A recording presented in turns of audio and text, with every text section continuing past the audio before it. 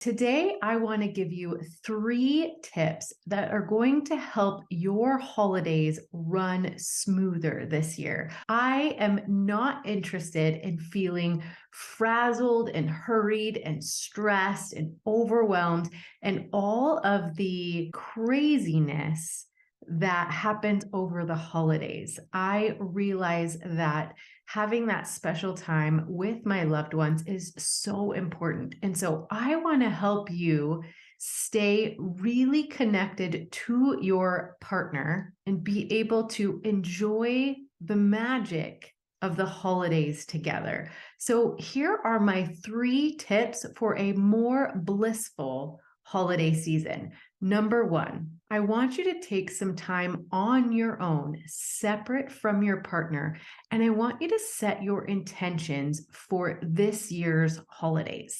Now, a lot of people go into the holidays without having spent any time thinking about how they actually want to feel during the holidays. They just dive right in and they don't set an intention. For example, over Thanksgiving, I want to leave space in my heart for lots and lots of gratitude. My family has been healthy this year, both physically and mentally. We're getting together with my husband's whole family. It's going to be a huge gathering. We are traveling, driving like 15 hours in the car to get to where we're going, but I get to have my whole family with me. And I'm sure it's going to be a wonderful party, but it's also going to be chaotic. There's lots of little children. We're going to be staying in one house. All of us are going to be cooking. There are lots of heightened emotions because of recent events that have been going on in our family. And so there is the potential to feel stressed, worry about what everybody's thinking, let that perfectionism kick in, and not be able to enjoy myself. And I do not want that to happen. So for this Thanksgiving week that I get to spend with all of my family and extended family, I want to feel gratitude. Now, I'm going to set that intention early, and then I'm going to check in with myself in the morning. How can I feel gratitude today? Maybe in the thick of a chaotic situation, I might stop and think, am I feeling gratitude? What can I look around and feel grateful for in this moment? And then as I lay down in bed, I can think about the day's events and what I am truly feeling grateful for. So my intention for Thanksgiving is to really give thanks and feel grateful. Now, as we move into the Christmas holiday season, I want to feel joy. I want to take that gratitude and extend it into real, true joy. I want to remember the reason for the season. I want to enjoy my family. And I want to be happy mom that's ready to be present with my family, give the gift of my undivided attention to my loved ones, look for fun opportunities. Maybe that means sledding or going skiing on a whim. I just want to be there and available, present, and feel the joy that truly comes from family and celebrating Christmas and knowing that these moments together are precious. So those are the intentions that I am setting for the holidays. Now, notice we're still not there yet. So I'm taking time before the crazy, busy rush of everything to set my intentions. And then I'll remind myself daily, several times, what those intentions are. I'll get up in the morning and think, how can I feel more joy today? Again, in the middle of the day, if I'm feeling stressed or chaotic for some reason, I can think, what is giving me joy right now? What can I be thankful for in this moment? And then as I lay down, I can say, how did I do? Did I feel joy? What filled my heart with joy today? And how can I bring that joy into tomorrow? So that's tip number 1. Make sure you're setting your intention for this holiday season. And you can do that all by yourself. You don't have to involve your partner or your family. Now, in tip number 2, I do want you to involve your partner. Tip number 2 involves sitting down with your spouse. I want you to go over your traditions, your budget, and calendar items. And I want you to figure out a way that you can work together so that both of you are less stressed and more connected during the holidays. So many couples skip this step and it's like flying blind. But if you can sit down before the hustle and bustle and you can think about traditions in your family, what would you like this holiday season to look like? Now, here is a big example. When my children were younger, we had a tradition called Elf on the Shelf. And on December 1st, our elf buddy would come out and I would move him all over the house each night. And my younger kids thought this was so fun. And we would tell our kids that Buddy was in direct communication with Santa. And so they needed to behave and to get along with each other and do the things that they're supposed to be doing. Otherwise, they would get put on the naughty list, right? And so that always helped our holidays just run a little bit smoother, because if I would walk in and my kids were arguing about something, I'd say, oh no, Buddy's taking notes right now. We don't want him to go tell Santa that you guys were not getting along, right? But my kids would write letters to Santa and we'd give them to Buddy and Buddy would deliver them to Santa himself. And it was so much fun. And that was so great for a period of time in our lives. Now, as some of my older kids got a little bit older and they realized that Buddy wasn't real and neither was Santa, they would participate in the fun of moving Buddy around for our younger kids. I would often forget and they would take over because it was something that was special to them and they loved being able to participate. Now that all of my kids are older and none of my kids believe in Santa anymore, we've taken the Buddy tradition away because it was very stressful to always have to remember to move Buddy all around the house. Now, Buddy still comes out and we get to see Buddy, but he doesn't move around the house every single night. We give him one little spot to sit and he sits there throughout the entire month of December. And my kids know that if they don't get along, well, then they don't get any Christmas presents. And that's about it. So that is one way that we have removed stress from our holiday season as our kids have gotten older. It was a great tradition at one point, but as they grew up, it was a stressful tradition for me, and it wasn't as meaningful to them. The same goes with gift giving.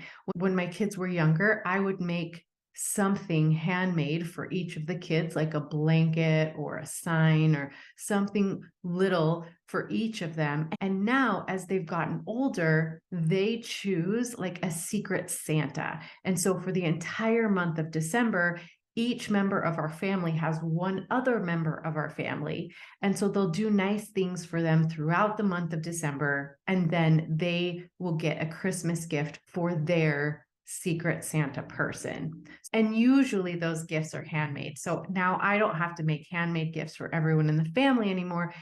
I can help each of my kids make things or learn how to make something for their siblings or one of us, right? So that's another tradition that it was a lot of work for me in the beginning, but now that tradition has kind of morphed into something that works a little bit better and isn't as stressful on me. So I want you to talk about those traditions before the holidays are upon you. So think about all of the different things that you do that everybody in your family loves and see if you can't develop some of your traditions into something that's maybe less stressful for you.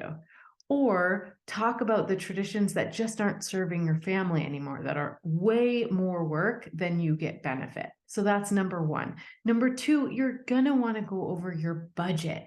Make your list. Who are you getting gifts for this year? How much are you going to spend on all of those gifts? Which neighbors are getting things, right? go over that budget with your spouse and be sure that you are not spending more money than you've budgeted for the holidays. Make sure that you both agree on the numbers that you're going to spend on different things, and then divvy out the responsibilities. So it's not just one of yours responsibility to do all the gifting, because it is a lot of work. Get the rest of your family involved in that as well. Figure out, what are you going to do for neighbor gifts? What are you going to do for teacher gifts? What are you going to do for extended family? And then have your kids write lists of things that they would like, and then make sure that you can fit all of that into your budget. There's been years when we haven't put up Christmas lights because it didn't fit in the budget, and I would rather use that money on gifts than I would to decorate the house. And then there have been other years where we've had awesome Christmas lights. It just depends, but be sure that you're figuring out what works for your family as far as traditions and budget. And then the last thing I want you to discuss in this pre-planning meeting with your partner is your schedule. Now, oftentimes there's one partner who's like gung-ho and super social and wants to go to every single holiday event and pack the calendar super, super full. And then sometimes there's another spouse who would rather just have a few nights where you're just cuddling by the fire, drinking hot cocoa, and watching Hallmark movies. So be sure that you're looking at your calendar together and making sure you've got all the work parties, the church parties, the neighborhood parties, the kids' parties on that calendar, and that you decide together what you will and you won't attend. Make sure that you're not overscheduling and not overextending yourself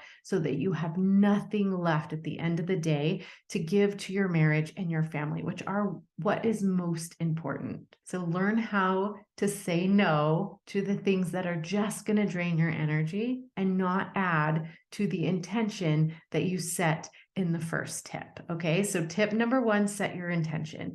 Tip number 2, work with your spouse on traditions, budgeting, and scheduling. And then tip number 3, be sure that you're keeping your natural rhythm and routines in place.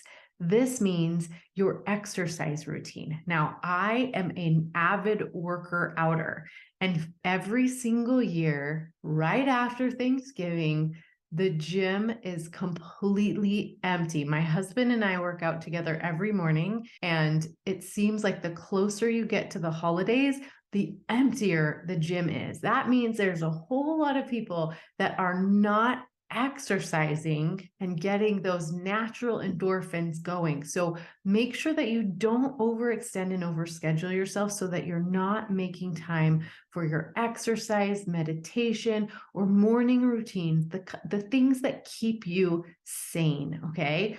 And then date night is another big one. So many people are going to skip date night as the holidays get closer. And let me assure you that if you want to stay connected during the busy holiday season, when you're working harder because it's fourth quarter and you need to have more money for all of the gifts and you're giving Christmas bonuses and all the different things that you're doing, be sure to budget not only financially, but also time-wise for you to spend that special sacred time with your partner. It's 3 hours a week, remember, and I want you to maintain date night. That's where you can check in with each other. You can even use date night. My husband and I have done this before to go Christmas shopping for your kids or whatever needs to be done, but do it together and don't make it stressful. I want to make sure that you're maintaining those natural rhythms and natural routines that keep you healthy, thriving, getting enough sleep, drinking enough water. There's all kinds of rich, delicious foods to enjoy for the holidays, but make sure that you're maintaining your eating rhythms, your sleeping rhythms, your exercising rhythms, and the time that you spend together with your partner.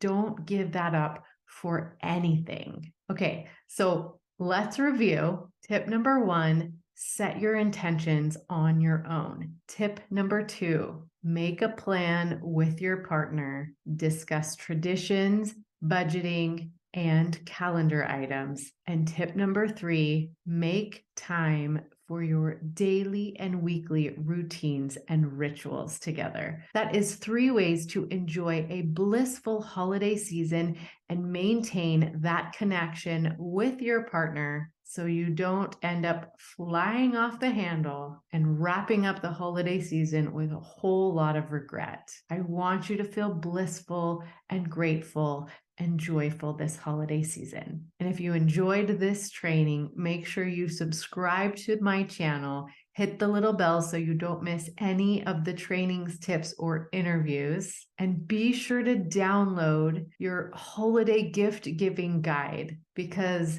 shopping for a spouse is not easy, but I have created a resource for you with lots of great ideas for gifts for that special someone. You can download it through the link in the description of this video, and I will see you same time, same place next week. And until then, happy marriaging.